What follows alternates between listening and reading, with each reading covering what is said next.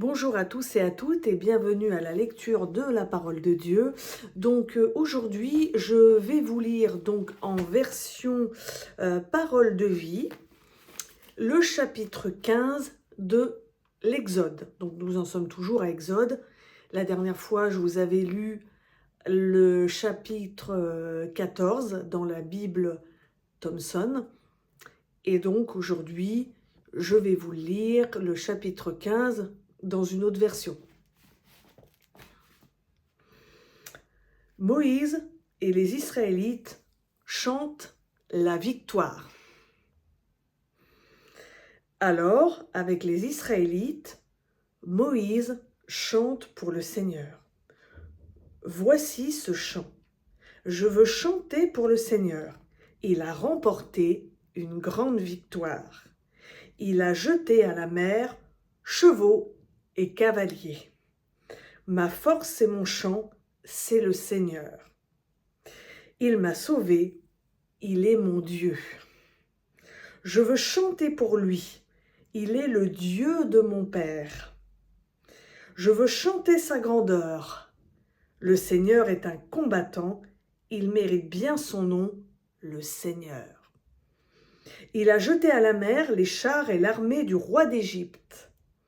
Ses meilleurs officiers sont tombés dans la mer des roseaux. Ils ont coulé au fond de l'eau comme des pierres, et la mer les a couverts. Ta main droite, Seigneur, magnifique de puissance, ta main droite, Seigneur, écrase tes ennemis. Tu es vraiment grand, tu renverses tes adversaires. Quand tu es en colère, tu ressembles à un feu, et tes ennemis sont brûlés comme de la paille. Tu as soufflé avec force, et l'eau s'est rassemblée. De chaque côté, comme un mur, les vagues se sont dressées. L'eau profonde s'est durcie au cœur de la mer. Nos ennemis ont dit, courons vite derrière eux, nous les rattraperons. Nous partagerons leurs biens et nous en aurons trop. Avec nos épées, nous les vaincrons. Mais toi, Seigneur, tu as soufflé, et grâce à ton souffle, la mer les a couverts. Ils ont coulé comme du plomb au fond de l'eau puissante. Seigneur, qui est comme toi parmi les dieux? Qui est comme toi, brillant de sainteté, digne de louange? Ta grandeur est terrible et tes actions extraordinaires.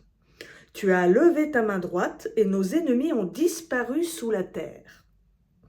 Tu as libéré ton peuple, tu le conduis avec amour. Ta force le guide vers ton pays, vers le lieu où tu habites. En entendant cette nouvelle, les pays voisins tremblent. Les Philistins sont malades de peur. Les chefs d'Édom sont effrayés. Les princes de Moab tremblent aussi. Et les Cananéens sont complètement découragés.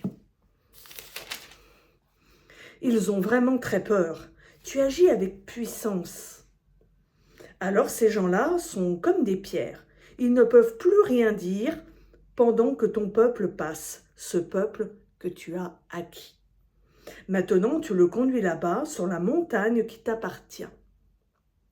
C'est là que tu vas l'installer, Seigneur. C'est le lieu que tu as préparé pour y habiter, le lieu saint que tu as établi toi-même. Seigneur, tu es roi pour toujours. Quand les chevaux du roi d'Égypte, ses chars et ses cavaliers sont entrés dans la mer, le Seigneur a fait revenir sur eux l'eau de la mer. Au contraire, les Israélites ont avancé sur un chemin sec au milieu de la mer. Alors la prophétesse Myriam, sœur d'Aaron, prend son tambourin. Toutes les femmes d'Israël la suivent en dansant au son des tambourins. Myriam chante devant elle ce refrain.